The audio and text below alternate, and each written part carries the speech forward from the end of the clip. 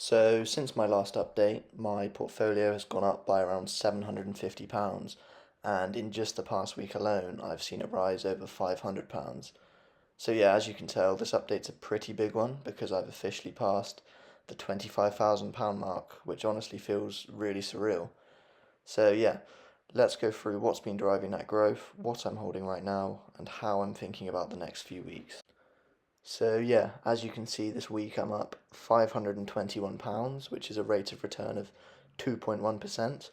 And it hasn't just been one good week, I've also had a string of good weeks. As you can see, my return this month is £1,500 or 6.5%. So yeah, really pleased with that. As you can see, it's greens across the board again. And here is a quick refresh of what my portfolio was looking like last time. And as you can see, everything's gone up in value. Let's now look at everything individually to see how each thing is doing. Over the past week, the Nasdaq 100 is up 1.8%, and that's largely because the biggest tech and AI stocks have been rallying hard. And because the Nasdaq is so heavily weighted towards big tech, when a few of those key players rally, the whole index and portfolios like mine tend to move up really fast.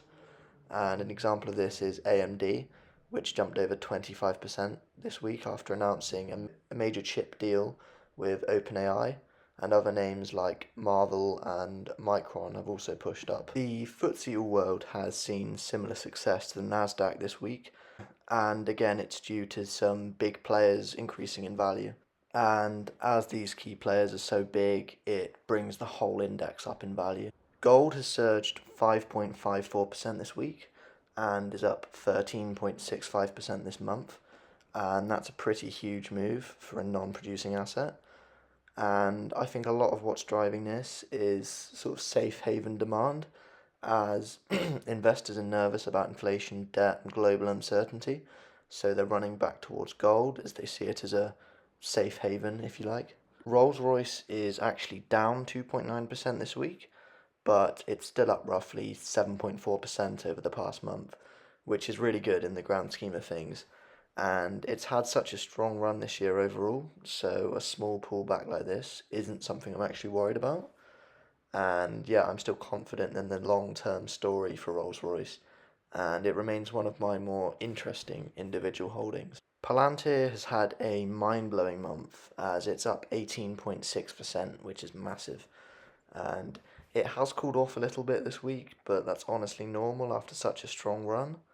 And yeah, it's mostly due to the continued excitement around AI and data analytics. And investors are starting to view Palantir less as a speculative name and more as a company with real growing government and commercial contracts. What's interesting is that even with the recent pullback, it's still holding most of those monthly gains, which shows that confidence in the company is staying strong. And finally, Nvidia. Nvidia's been another solid performer. It's up about 12.4% over the past month, and even this week it's managed to stay slightly positive, up around 0.6%.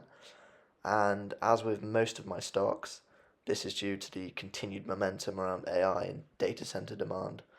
So yeah, passing 25,000 honestly feels pretty insane.